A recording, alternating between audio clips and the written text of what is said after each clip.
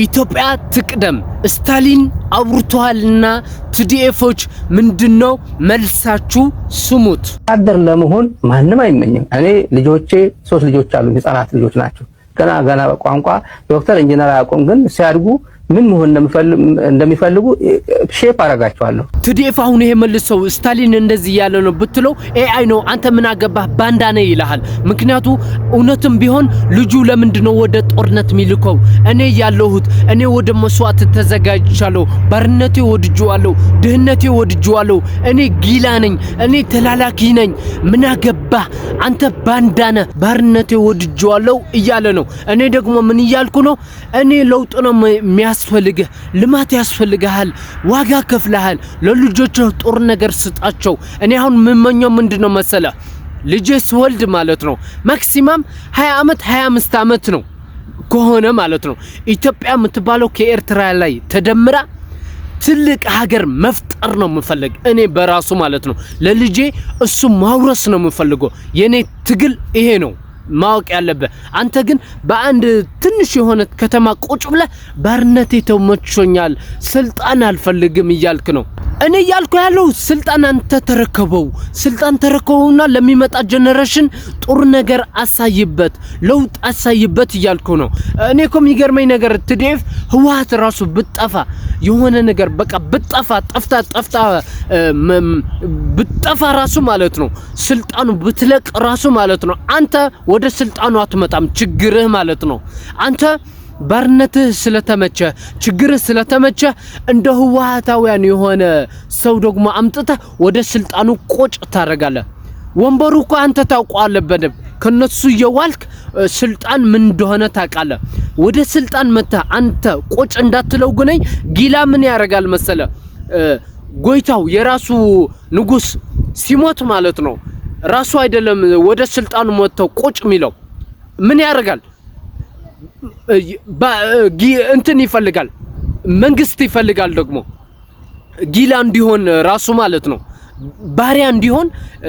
ማን ነው ደግሞ ባሪያ የሚያረገኝ? ማን ነው ደግሞ ጊላ የሚያረገኝ ብሎ ከችግሩ ማውጣት አይፈልግም። ለምን? ጥሩ ነገር አይቶ ስለማይቅ፣ ሰላም ነገር አይቶ ስለማይቅ ሌላ እንደ ባሪያ የሚያዘው ሩቅ ሀገር ሄዶ አምጥቶ ወደ ስልጣኑ ቁጭ አድርጓል። ከዚህ በፊት የነበሩ ባለስልጣኖች እንደዚህ ብሎ ሰው እየጨፈጨፉ ነበር፣ ሰው እያሰቃዩ ነበርና እዚህ ነው ወንበራቸው ቁጭ በል ይላል ማለት ነው። ከዛ በባርነት ይቀጥላል ደግሞ ውታፍ ነቃይ ሆኖ ይቀጥላል እሱ ማለት ነው። እኛ ያለነው ደግሞ ሰላም ያስፈልጋል፣ ለውጥ ያስፈልጋል፣ ልማት ያስፈልጋል እያልንህ ነው። ምክንያቱም ስታሊን ሰምተዋል ለልጁ ምን እያለ ነው? ጦር ነገር እየተመኘለት ነው። የልጅ ኃላፊነት ስላለበት ለልጁ ጦር ነገር እየተመኘለት ነው። እሱ ብቻ አይደለም ህወሓታውያን በሙሉ ለልጃቸው ጦር ነው የሚመኙ። አሜሪካ ያስተምራሉ፣ አሜሪካ ምግባቸው ሁሉ ነገራቸው አሜሪካ ነው። አንተ ደግሞ በጦርነት ላይ ቁጭ ብለህ ለነሱ ስልጣን እንዲሸጋገሩ ዘር ማንዘራቸው ማለት ነው።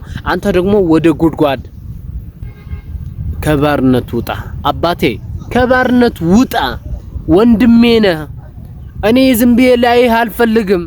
ትንፋስ እስካለችኝ እታገላለሁ ለቀጣይ ጀነሬሽን ለልጄ ስል ነገ ልጄ እንዳይጠይቀኝ ምን ሰራህ አባቴ እንዳይለኝ። ምንድነው የሰራህ? በጎንደር ያለ በትግራይ ላይ ያለ ችግር ፈተኸዋል ወይ? ወደ አንድ አመጣኸው ወይ እንዳይለኝ እየጣርኩ ነው አባቴ። እና እንደዛ ጣር እያልኩ ነው።